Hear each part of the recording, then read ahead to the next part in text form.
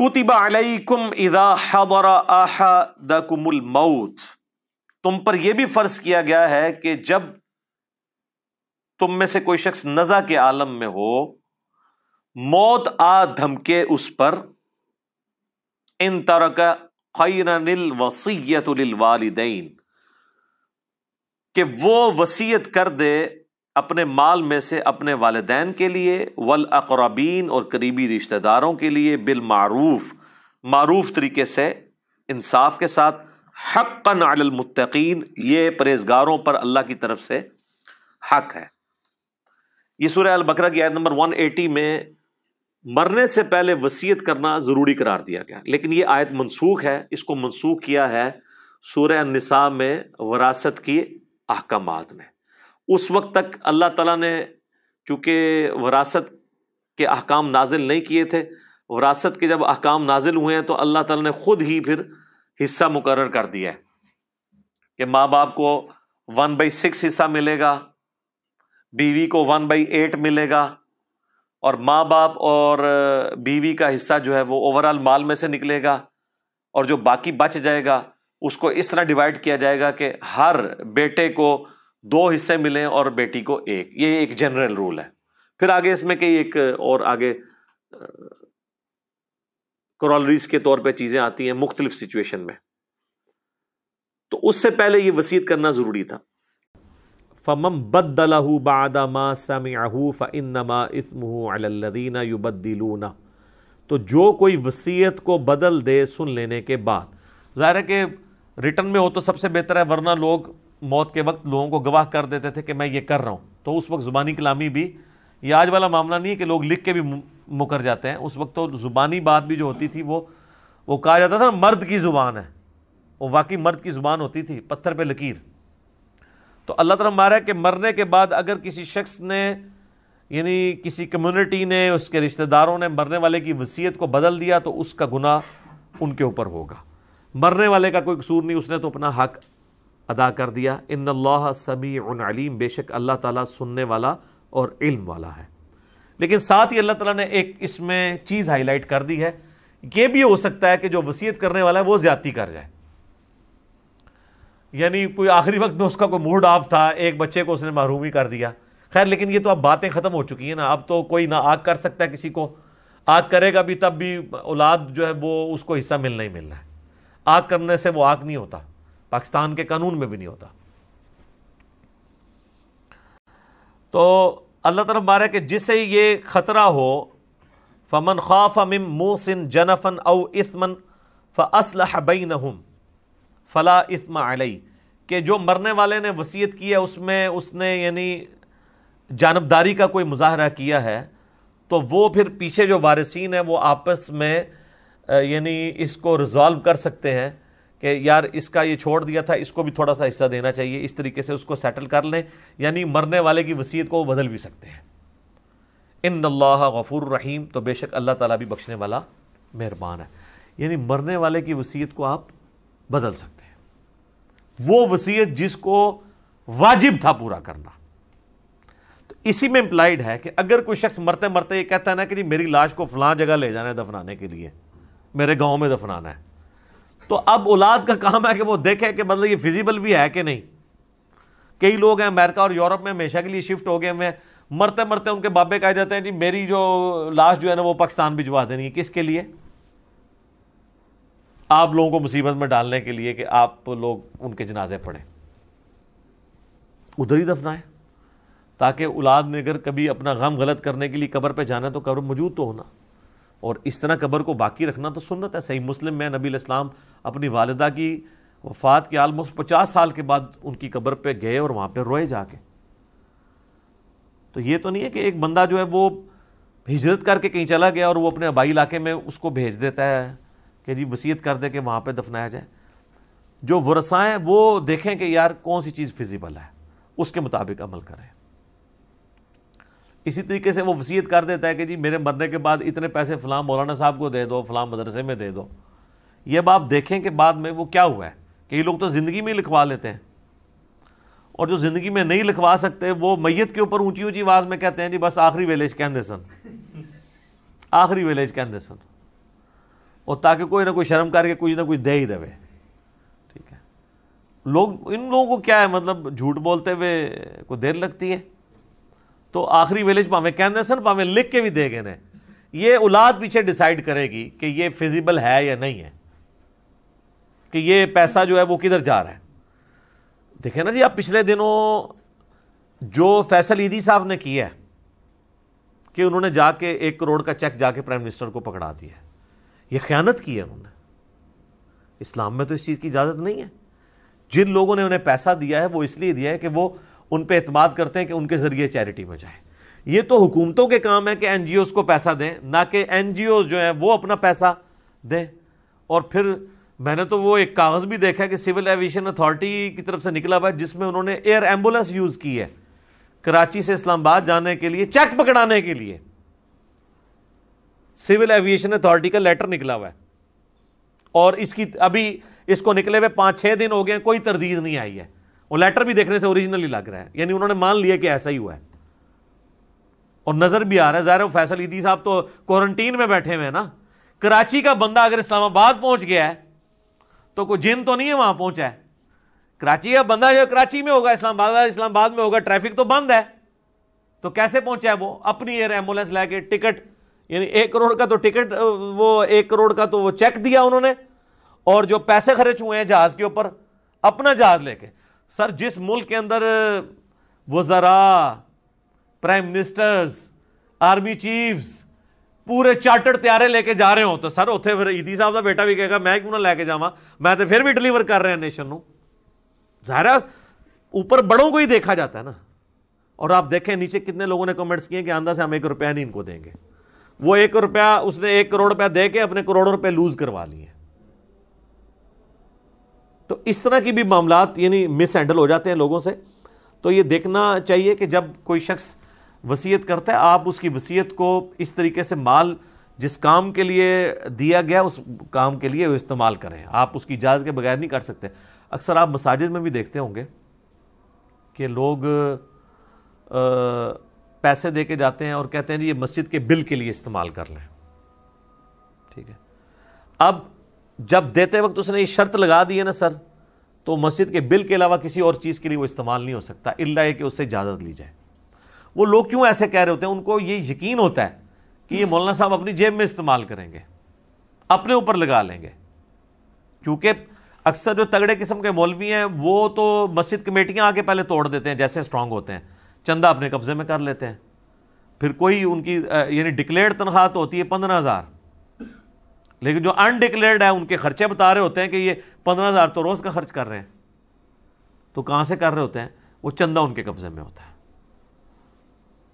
اس لیے جو سمجھدار لوگ ہیں نا وہ چندہ باکس پہ لکھوا دیتے ہیں کہ جی اس میں جو چندہ آپ ڈالیں گے اس کے کلی اختیار ہوں گے خرچ کرنے والوں کو. یہ باپا جانی والوں کے جو آپ چندے دیکھیں گے نا ان کے اوپر یہ عبارت لکھی ہوتی ہے, اور یہ بڑے شرعی طور پہ صحیح لکھی ہوئی ہے انہوں نے, کیونکہ وہ بری الذمہ ہو گئے ہیں. اب آپ نے ڈال دیا تو اس پہ لکھا ہے کہ اس میں جو چیز ڈالیں گے وہ ہمیں فل اختیار ہوگا, ہم اسے جہاں مرضی استعمال کریں. اچھا لفظ کیا استعمال کیا؟ کلی اختیار. کلی سے ہر شے آ سکتی ہے جناب, کوئی دنیا کی چیز ہے وہ کل بھی آ سکتی ہے. تو اب آپ نے ڈال دیا تو وہ بری الذمہ ہو گئے. ہاں دنیاوی طور پہ بری الذمہ ہو گئے, باقی اللہ کو تو وہ جواب دیں گے کہ وہ کلی میں انہوں نے اگر وہ اپنی ذاتیات اس میں لے آئے ہیں اور دین کے اوپر نہیں لگایا انہوں نے, اور اپنی خدمت کرنے کو دین کی خدمت سمجھ لیا ہے, تو وہ تو اللہ تعالیٰ کو جواب دے ہوں گے. وَلِعَوْذُ بِاللَّهِ تَعَالَى. اچھا میرے بھائیو, اب اگلی جو آیات ہیں رمضان المبارک کے کانٹیکسٹ میں آیات آ رہی ہیں. یہ مسلسل 6 آیات سورۃ البقرہ کی آیت نمبر 183 سے لے کر 188 تک, یہ پورا ایک رکوع ہے. 23 نمبر رکوع سورۃ البقرہ کا, یہ مکمل رمضان المبارک سے ریلیٹڈ ہے. رمضان کے روزوں کو یہ یونیکنس حاصل ہے باقی تمام اسلامی عبادات پہ کہ قرآن حکیم کے اندر حج کا ذکر سکیٹرڈ فارم میں کئی ایک صورتوں میں, سورۃ البقرہ کے اندر ذکر آ جائے گا, سورۃ الحج کے اندر ذکر آ جائے گا, اور صورتوں کے اندر. زکوٰۃ کا ذکر تو پورے قرآن میں سکیٹرڈ ہے, نماز کا پورے قرآن کے اندر سکیٹرڈ ہے. نماز کا طریقہ اور احکام و مسائل بہت کم ڈسکس ہوئے ہیں، لیکن رمضان کے روزے ایک ایسی عبادت ہے کہ جو ایک ہی جگہ پہ قرآن میں آئی ہے اور کہیں اور نہیں آئی ہے، اور اس کے آلموسٹ جتنے موٹے موٹے مسائل ہیں وہ سب کے سب اللہ تعالیٰ نے اس میں کور کر دی ہیں. یہ رمضان المبارک کو باقی ساری عبادات کے اوپر فضیلت حاصل ہے. یہ 6 آیات رکوع نمبر 23 سورۃ البقرہ آیت نمبر 183 سے لے کر 188 تک. یا ایھا الذین آمنوا کتب علیکم الصیام، اے اہل ایمان تم پر روزے فرض کر دیے گئے ہیں، کما کتب علی الذین من قبلکم لعلکم تتقون، جیسا کہ تم سے اگلی امتیں جو گزر چکی ہیں، جو تم سے پہلے گزر چکی ہیں، ان پر فرض کیے گئے تھے تاکہ تم تقوی کی روش اختیار کر سکو. رمضان شریف کی آلموسٹ آمد ہے 1441 ہجری میں، اور یہ اللہ کی طرف سے کرامت ہوئی ہے کہ شعبان کے آخری عشرے میں ہماری یہ آیات الحمدللہ رمضان المبارک سے ریلیٹڈ آئی ہیں. رمضان المبارک کے جتنے بھی احکامات ہیں کتاب و سنت کی روشنی میں نے بڑی ڈیٹیل کے ساتھ ان کے اوپر ایک لیکچر ریکارڈ کروا دیا ہے، جو کہ آلموسٹ 5 نشستوں میں ہے. مسئلہ number 53A B C D اور E، اور ہر نشست آلموسٹ 1.5 گھنٹے کی ہے، جس میں رمضان شریف سے ریلیٹڈ ہر چیز کور کی گئی ہے جو کوئی پوچھ سکتا ہے.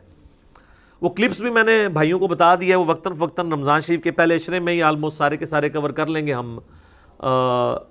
سورۃ البقرہ کا یہ رکوع بھی اس میں کور ہوگا، اس کے بعد بخاری مسلم کی روشنی میں 17 صحیح الاسناد احادیث، اور جو سحری کے افطاری کے احکام و مسائل ہیں، اسی طریقے سے عورتوں کے روزے کی رخصت کیا ہے، مسافر کے روزے کی رخصت کیا ہے، قضاء کا اور کفارے کا کیا معاملہ ہے، مریض سے ریلیٹڈ کیا چیزیں ہیں، ٹیکہ لگانے سے روزہ ٹوٹتا ہے نہیں ٹوٹتا، جتنے بھی جدید اور قدیم فقہی احکام و مسائل ہیں آلموسٹ 40 کے قریب ہیں جو اس میں ہم نے کور کیے ہیں. ایک ایک حدیث کا انٹرنیشنل نمبر اس میں بتایا ہے. تو وہ انشاءاللہ ہمارے یوٹیوب چینل کے اوپر تو آلریڈی اپلوڈڈ ہیں، دوسرے جو ہمارے ان آفیشیل یوٹیوب چینلز ہیں ان کے اوپر سے خصوصاً مسلم اونلی سے وہ انشاءاللہ اپلوڈ ہوں گے، اور ہمارے فیس بک جو ہے انجینئر محمد علی مرزا اس کے اوپر یہ انشاءاللہ تعالی ساتھ ساتھ اپلوڈ ہوں گے. آپ کو واٹس ایپ گروپس میں بھی انشاءاللہ تعالی وہ کلپس آنا شروع ہو جائیں گے انشاءاللہ تعالی. حصول برکت کے لیے میں 2-3 حدیثیں بیان کر دیتا ہوں. بخاری اور مسلم دونوں کی حدیث ہے کہ نبی صلی اللہ علیہ وآلہ وسلم نے فرمایا جب رمضان کا مہینہ آتا ہے تو اللہ تعالیٰ جنت کے دروازوں کو کھول دیتا ہے اور جہنم کے دروازوں کو بند کر دیتا ہے، اور سرکش شیاطین کو قید کر دیتا ہے. تمام شیاطین نہیں، سرکش شیاطین. ایک اور حدیث ہے، نبی علیہ السلام نے فرمایا، یہ بھی حدیث بخاری و مسلم دونوں میں ہے، کہ رمضان المبارک میں اللہ تعالیٰ نیکیوں کا ثواب آلموسٹ 10 گنا سے 700 گنا تک بڑھا دیتا ہے، اور اللہ تعالیٰ فرماتا ہے کہ روزہ خاص میرے لیے ہے اور میں ہی اس کی جزا دوں گا. اور ایک ترجمہ یہ بنتا ہے روزہ خاص میرے لیے ہے اور میں ہی اس کی جزا ہوں، کیونکہ روزہ وہ عبادت ہے جو جب تک کوئی شخص ایکسپوز نہ کرے نا آپ کسی کو جج نہیں کر سکتے. نماز تو فزیکلی پڑھتا ہوا نظر آ جائے گا، تو روزہ ایک ایسی عبادت ہے جو خاص میرے لیے ہے اور میں ہی اس کی جزا دوں گا. بخاری مسلم میں ایک حدیث یہ بھی موجود ہے، نبی علیہ السلام نے فرمایا کہ ایک جنت کا دروازہ ہے جس کا نام ہے الریان، وہ خاص ان لوگوں کے لیے ہے جو رمضان مبارک کے روزے رکھنے والے ہیں کہ وہ اس دروازے سے داخل ہوں گے. پھر بخاری اور مسلم کی ایک اور حدیث ہے، نبی علیہ السلام نے فرمایا جس نے ایمان اور احتساب کے ساتھ رمضان مبارک کے روزے رکھے، ایمان اور احتساب یعنی ایمان کے ساتھ اور احتساب ہے اصلاح نفس کی کوشش پلس ثواب کی نیت خالصتاً اللہ کے لیے، تو اللہ تعالیٰ اس کے پچھلے سارے گناہ معاف فرما دے گا. جس نے ایمان اور احتساب کے ساتھ رمضان مبارک کی راتوں کا قیام کیا، اللہ تعالیٰ اس کے پچھلے سارے گناہوں کو معاف کر دے گا. جس نے ایمان اور احتساب کے ساتھ شب قدر کا قیام کیا، اسے پچھلے سارے گناہ اللہ تعالیٰ معاف کر دے گا. اور یہ میں نے سب سے آسان طریقہ اس میں بتایا کہ آپ ایٹ لیسٹ عشاء اور فجر کی نماز کا اہتمام کریں کہ کوئی رکعت فوت نہ ہو.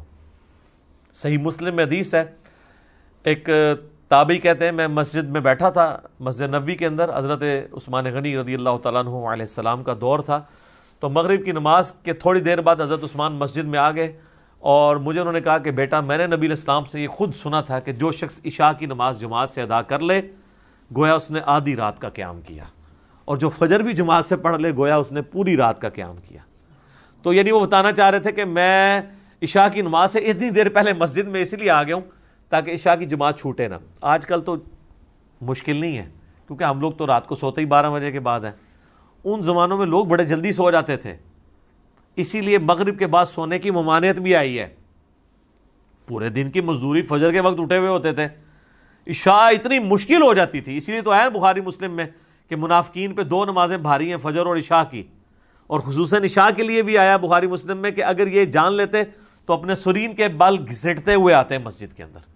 اور فجر کے بارے میں سنن نسائی میں آیا کہ میرا دل کرتا ہے ان لوگوں کے گھروں کو آگ لگا دوں جو مسجد میں نماز نہیں پڑھتے، فجر کی نماز کے بارے میں بھی، اور بخاری مسلم میں یہ الفاظ جو ہیں وہ عشاء کی نماز کے بارے میں بھی آئے۔ تو آج کے زمانے میں آپ ذرا عشاء کو نہ قیاس کریں، آج کل تو عشاء سب سے آسان ہے ہماری نمازوں میں، کیونکہ ہماری جو روٹین ہے لائف کی وہ بدل چکی ہوئی ہے، اس لیے ہم اس تکلیف کا احساس نہیں کر سکتے جس سے صحابہ کرام گزرے۔ ایام معدودات، گنتی کے چند دن ہے یہ رمضان کا مہینہ۔ فمن کان منکم مریضا، اور اس میں بھی اگر تم میں سے کوئی مریض ہو، او علی سفر، یا وہ سفر پر ہو، فعدۃ من ایام اخر، تو وہ اپنی گنتی کو باقی دنوں میں پورا کر سکتا ہے۔ مسافر اور مریض وہ روزہ چھوڑ سکتا ہے، چاہے وہ جو مرضی حالت ہو،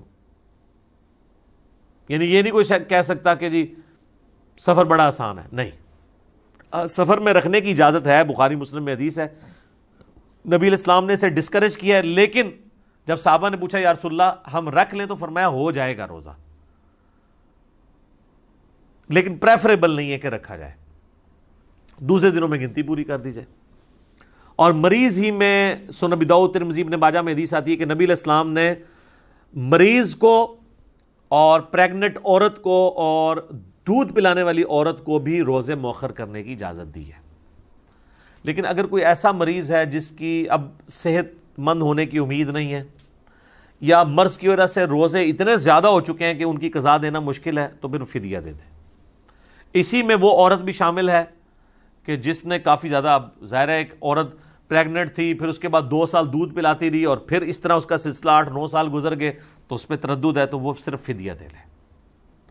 اس میں سیدنا ابو ہریرہ کا قول ہے سنن کبریٰ البیہقی میں کہ آپ نے جو یہ روزوں کی قضا دینی ہے یہ اگلے رمضان سے پہلے دینی ہے۔ اگر اگلا رمضان آ گیا تو پھر اب آپ فدیہ بھی دیں گے اور ایک روزے کی بدلے ایک روزے کی قضا بھی کریں گے۔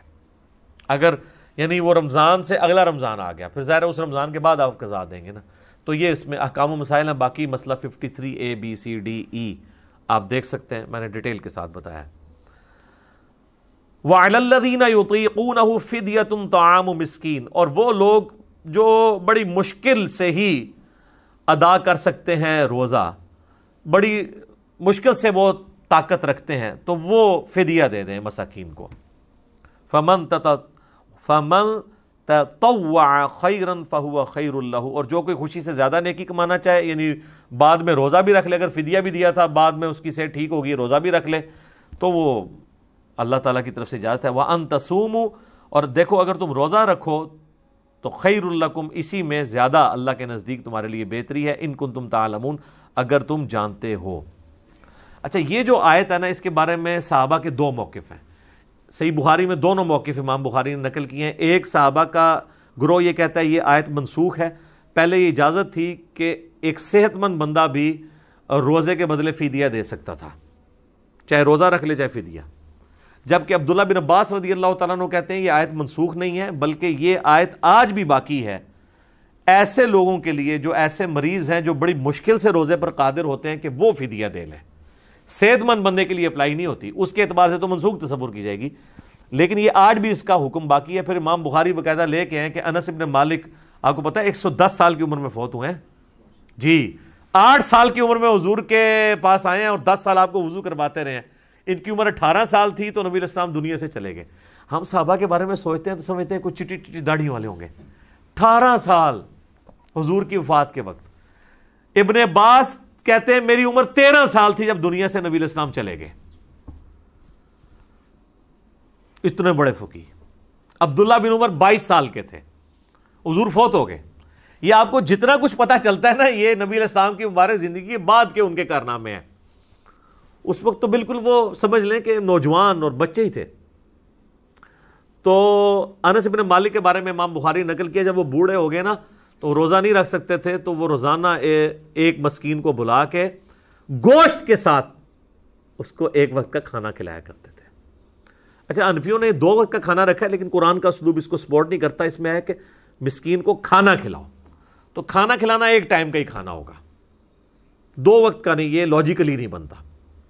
تو یعنی انس بن مالک رضی اللہ تعالیٰ عنہ خود چاہے وہ دال کھاتے ہوں, مسکین کو جو ہے نا وہ اللہ کے لیے, لن تنالوا البر حتی تنفقوا مما تحبون, تم نیکی کے اعلیٰ ترین درجے کو نہیں پہنچ سکتے جب تک کہ اپنی پسندیدہ چیزیں اللہ کی راہ میں خرچ نہ کر دو. انس بن مالک مسکینوں کو کھانا کھلاتے تھے گوشت کے ساتھ. اجتہاداً امت نے اس پہ اجماع کیا کہ اگر کوئی کھانا نہیں کھلا سکتا تو ایک وقت کے کھانے کا فدیہ کسی مسکین کو دے دیں. اور یہ بھی ہو سکتا ہے کہ آپ کسی مسکین فیملی کو, غریب فیملی کو پورے مہینے کا اپنے جو روزہ, جس طرح شوگر کے مریض ہیں, وہ بے شک جنگ بھی ہیں, وہ تو کبھی بھی قدرت نہیں رکھ پائیں گے, ان کے لیے مشکل ہو جاتا ہے, تو وہ ہر سال فدیہ دے دیں. بوڑھے لوگ ہیں, 80+ ہیں, 90+ ہیں, ان کے لیے روزہ رکھنا مشکل ہو جاتا ہے, تو وہ 30 روزوں کا فدیہ نکال لیں, جو ایک وقت کا کھانا بنتا ہے, جو ایوریج جتنا وہ کھانا جس سٹیٹس کا کھاتے ہیں, یعنی وہ اگر 200 روپیہ والا کھاتے ہیں تو 200 روپے کے حساب سے دیتے ہیں, 300 والا کھاتے ہیں 300 کے اعتبار سے. اور جو لوگ باہر کے ملکوں میں آباد ہیں نا, تو وہ اپنے ملکوں کا حساب لگائیں گے. یہ نہیں ہے کہ وہ خود امریکہ اور یورپ میں کھا رہے ہیں اور جب فدیے کی باری آئے تو پاکستان میں پاکستانی صاحب سے فدیہ دے رہے ہیں, ان کا فدیہ نہیں ادا ہوگا, کیونکہ یہ ساری چیزیں بالمعروف ہوتی ہیں, جہاں پہ آپ رہ رہے ہوتے ہیں اس کے اعتبار سے یہ کنسیڈر کی جاتی ہیں چیزیں. تو وہ فدیہ آپ دے سکتے ہیں, اور اگر کوئی روزہ رکھ سکتا ہے تو پھر وہ روزہ رکھے گا, پھر اس کا فدیہ ایکسیپٹیبل نہیں ہوگا, لیکن یہ ہر شخص نے خود ڈیسائیڈ کرنا ہے. باقی اس میں کئی ایک احکام و مسائل ہیں جو آج ٹائم اب باقی نہیں رہا, ورنہ میں اس کو ڈسکس کرتا.